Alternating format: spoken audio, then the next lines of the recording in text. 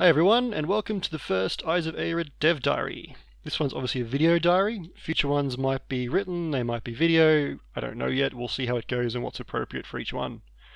Throughout the series I want to talk a bit about the design process behind the game, a bit about environmental storytelling, about anything else that sort of comes to mind and might be interesting. But for the first one, I want to focus on the inspiration behind the game and the themes I'm trying to capture in it. I've said on multiple occasions that I was inspired by games like Myst. So what exactly does that mean? Well, to me, what I loved about Myst was that it dropped you on this strange island, and you didn't know why you were there or what was going on, and it just said to you, right, go and figure it all out.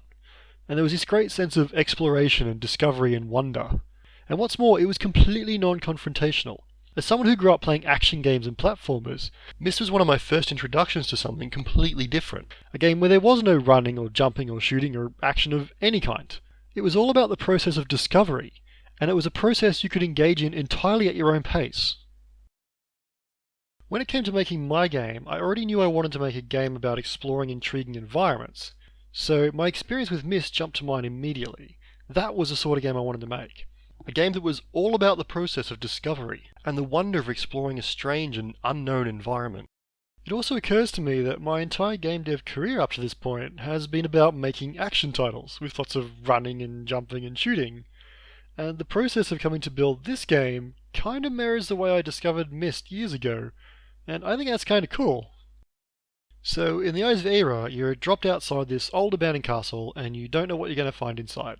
All you've got to go on is this vague, incomplete information and conflicting rumours from the townspeople.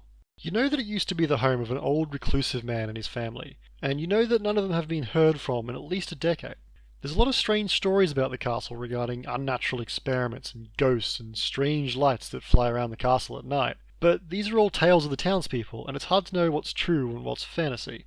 But what you do know is recently, and somewhat ominously, a strange, unintelligible radio signal has begun broadcasting from the castle, and it's interfering with the networks in the nearby towns. So you've been sent in to discover what's going on, and if possible, shut it down. So for the first time in years, someone is entering the castle, and inside you find all these strange puzzles and contraptions. Why? Who builds a castle like this? And for what purpose?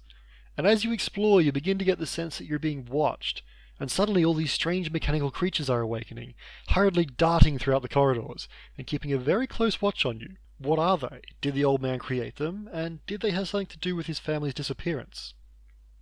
So like Myst, I'm saying to you, go in, explore, discover, and see if you can figure out what's going on. Along the way you'll find tidbits of story, a journal here, a hastily scrawled note there, and maybe you can piece it all together and figure out the truth. And meanwhile you can heed the fears and warnings of the townspeople, or dismiss them as old folk tales. And that's what's at the heart of the Eyes of Aira. Some people have called it a horror game, and it's not. It is spooky, and there's a certain ominous feeling about the place and the watchful creatures, and the looming question of what happened to the previous occupants. But that doesn't make it horror. I'm not telling you be afraid. I'm merely asking you, are you afraid? There's a lot of scary stories from the outside of this castle, but no one has actually been inside. So who's to say what's true and what isn't? And that's the theme of the Eyes of Aira. Maybe the monster under the bed is much scarier in your head than in reality, and maybe it's more valuable to understand a thing than it is to fear it. But on the other hand, maybe they were right, and you should have been afraid all along.